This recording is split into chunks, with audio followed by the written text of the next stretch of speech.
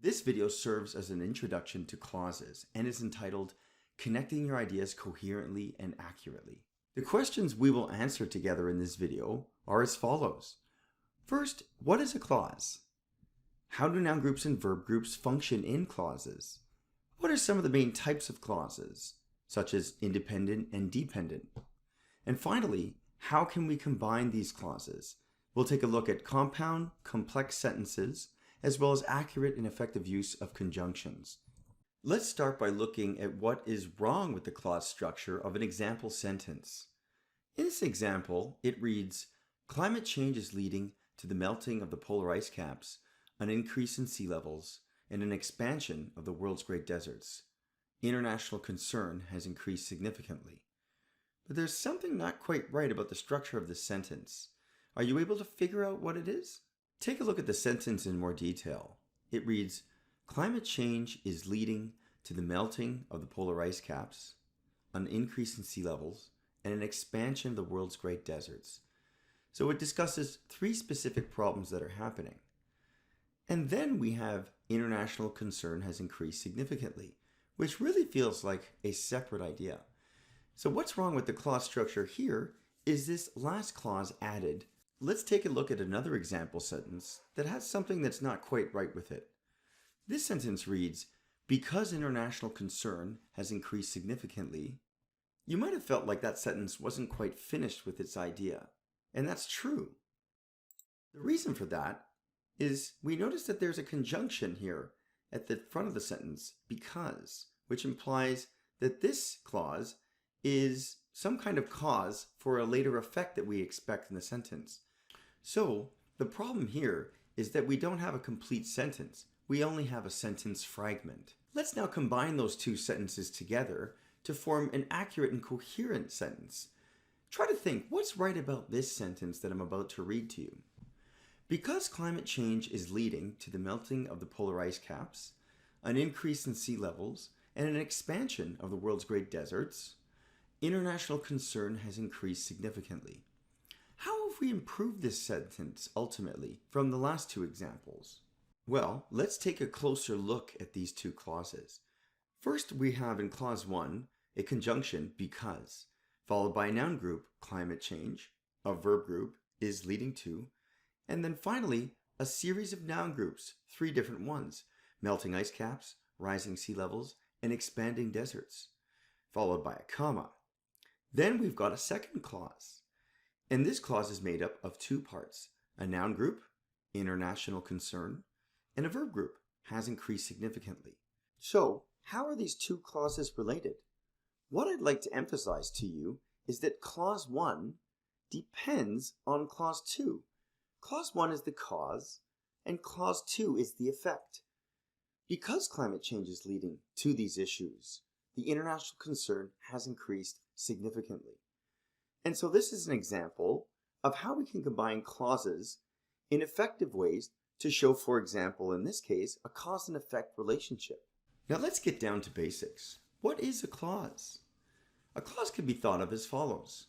A clause is a unit of meaning that expresses a message. It typically contains a verb or verb group. The key point here is that understanding where clauses begin and end is an essential tool to help you better express your ideas in writing, as well as proofread and edit your work. Let's break down our early example in a really simple way. This clause clearly has a verb group at its center, is leading to. And so on the left we have climate change, and then on the right we have the melting of the polar ice caps, an increase in sea levels, and an expansion of the world's great deserts. So basically, we can almost break down these noun groups as X and Y. Climate change being X, and then the three issues being Y. And we can see that this simple clause is a way to show that cause and effect relationship in a single independent clause. So what exactly goes into a clause beyond verbs and verb groups? Well, noun groups are some of the main components, especially in academic writing. Noun groups can really serve as single word nouns, such as industry, or she, or university, in the following examples below. But beyond single word nouns, most commonly in academic writing, we have multi-word nouns serving as noun groups. For example, climate change, or the rise in temperature, or the long-term increase in the emission of greenhouse gases. Using a combination of noun groups and verb groups, we can easily build independent clauses, resulting in very simple sentences. In the examples below, we first have a noun group, climate change, followed by a verb group, is occurring. So a simple sentence there would read, climate change is occurring. We can also combine two noun groups with a verb group in a clause to form a longer sentence, such as global climate change presents an economic challenge. Let's again revisit our earlier example to see how the noun and verb groups break down in that simple sentence. So on the left we have our first noun group, climate change. The verb group is leading to, and then we actually have a list of three noun groups combined together. The melting of the polar ice caps is the first one, an increase in sea levels is the second one, and finally, an expansion of the world's great deserts. And so we've got three different noun groups listed here in sequence, otherwise known here as B, C, and D. And so you can easily create independent clauses that actually convey very complex relationships by packing your information into those noun groups within larger clauses. Now that we know what independent clauses resulting in simple sentences are, let's take a look at how to combine some of those independent clauses to create compound sentences. Compound sentences are essentially two or more independent clauses combined together with a conjunction. In our example here below, we've got clause 1, a conjunction, and clause 2. And that conjunction, in this case and, is really important in connecting those two clauses. Just like our earlier examples, we can break down each clause in terms of a combination of noun groups and verb groups in these cases. And so we have an increase in greenhouse gases as our first noun group, and then a verb group has led to, followed by a fairly complex second noun group, an increase in the accumulation of these gases in Earth's atmosphere. And that is our first independent clause. We add the conjunction and then we can start our second independent clause. This noun group is this rise, and the verb group is contributing to, and then the second noun group, again, a bit more complex, a long-term increase in Earth's average temperature. Once we put all of that together, we have a compound sentence that combines two independent clauses using a conjunction, which we see here in red. An increase in greenhouse gases has led to an increase in the accumulation of these gases in Earth's atmosphere. And this rise is contributing to a long-term increase in Earth's average temperature. And so there you have it. That is a compound sentence in which we've taken two clauses that are made up of a mix of noun groups and verb groups, and we've put them together with the conjunction and. Let's review a step-by-step approach of creating a compound sentence. Some of the important rules are: step 1, combine two independent clauses. You need to have two independent clauses to create a compound sentence. So for example, climate change is occurring, governments are not doing enough. Step 2, place a coordinating conjunction between those two independent clauses. And in our example, we will use the coordinating conjunction but. Climate change is occurring, but governments are not doing enough. Finally, in step 3, put a comma before the conjunction.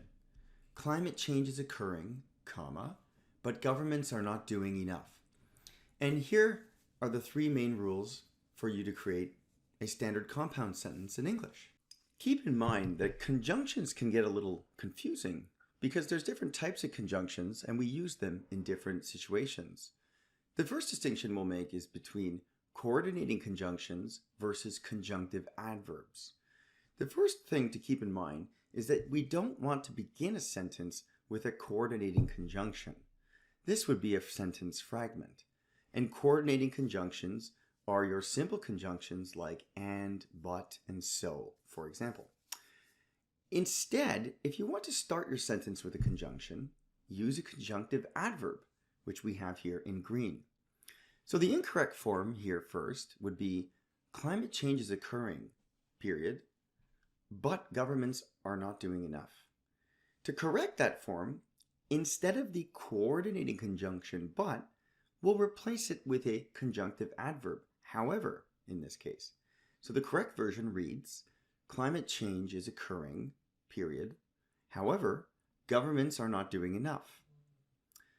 And so you can see that if you are splitting these into two sentences, each of these independent clauses, it's more appropriate to start the second clause with a conjunctive adverb like however. If you want to combine them, these two clauses in the same sentence, you can simply use a coordinating conjunction like but. To give you an overall sense of some examples of the differences between coordinating conjunctions and conjunctive adverbs, here's a list presented below. So on the left, we've got all of the coordinating conjunctions, which overall tend to be 2 or 3 letters. And you can see that the conjunctive adverbs on the right in green tend to be a bit longer on average. The key thing to remember here is that on the left, the red coordinating conjunctions are used to combine independent clauses within the same sentence. And so one sentence, we can have 2 clauses and connect it with one of these red coordinating conjunctions. If you're starting your sentence with some kind of conjunction and it's continuing from the last idea, which is also an independent clause, then we use the green conjunctive adverbs on the right. It's worth mentioning, however, that there is a way to use conjunctive adverbs to connect independent clauses without starting a new sentence. The following, though, is important to remember. You must put a period or a semicolon before the conjunctive adverb and a comma after the conjunctive adverb. Let's take a look at these 2 examples. First one reads, my new laptop is well designed, semicolon. Additionally, it is very light. So here we've got these 2 independent clauses connected with the conjunctive adverb additionally. There's a semicolon before and a comma after that conjunctive adverb. And this is perfectly suitable grammatically. In the second example, we have the exact same meaning, but structured in a slightly different way. My new laptop is well designed, period. Additionally, comma, it is very light. And so both of these examples are perfectly fine. And it's a matter if you'd like to contain both independent clauses within the same sentence or split them into 2. And that really depends on the variety of sentence types that you've used in that paragraph itself and the larger text you're composing as a whole. Let's finish this lesson by going into a little more detail about some of those dependent clauses that we were taking a look at earlier in this lesson. Dependent clauses combined with independent clauses are how we create complex sentences. Here's a question for you. Which clauses can stand alone as simple sentences? 1, 2, and 3. Hopefully, you identified number 2 as being really the only sentence here that can stand alone as its own independent clause. Number 1 and 3 both have some kind of conjunction at the start, either because or since. And so these are dependent clauses because, as we discussed earlier in this video, they really need something more to finish their idea.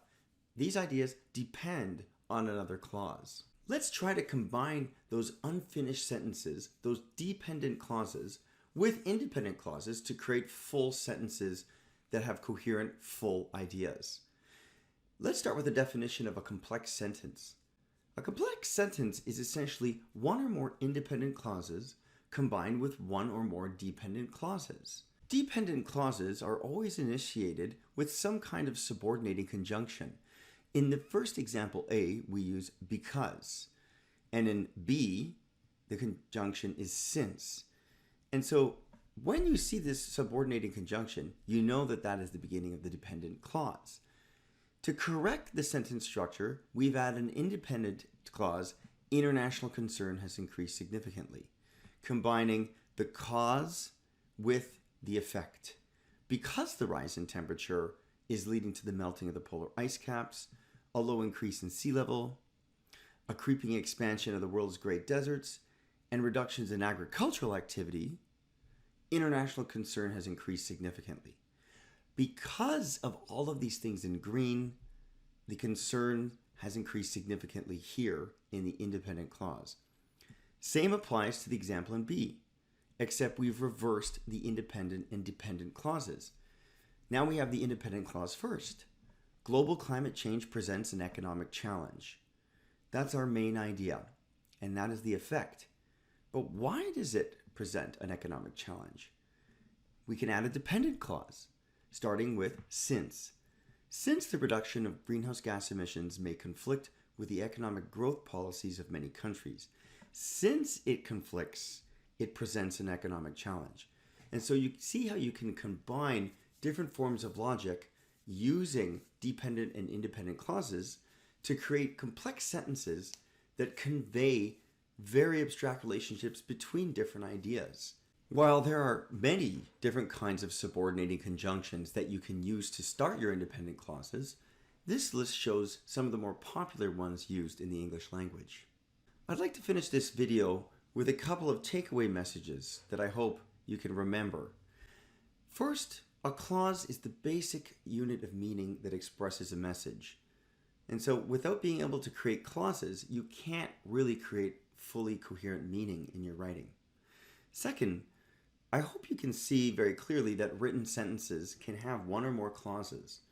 So although a sentence seems like one thing, we can actually have 1, 2, 3, 4, or more clauses within one sentence. When clauses are combined, they must be joined with some kind of conjunction, which carries the meaning of the relationship. So think carefully if you're combining independent clauses or dependent clauses, and make sure you choose the appropriate conjunction. Fourth, good writing is characterized by a variety of sentence types. When you're reviewing your paragraphs, you should be able to see a variety of sentence types being used, including combining compound sentences, complex sentences, as well as varying sentence length, such as shorter and longer sentences. Finally, and this is a bigger idea, I'm hoping that you can see the complexity of expression does not necessarily lie in the number of clauses in a sentence. Single clause sentences can actually carry quite a bit of complexity in long participants expressed as noun groups. And so I hope you can see that in academic writing especially, most of what we're seeing in our sentences are long abstract noun groups. So reflecting on the prominence of longer abstract noun groups in academic writing, that should really give you a hint that beyond trying to be accurate in combining clauses and structuring your writing grammatically correctly, really mastering being able to produce those long abstract noun groups is a massive priority in becoming a better academic writer in general.